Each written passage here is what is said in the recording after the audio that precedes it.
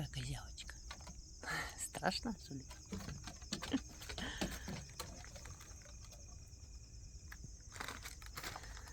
Познакомься.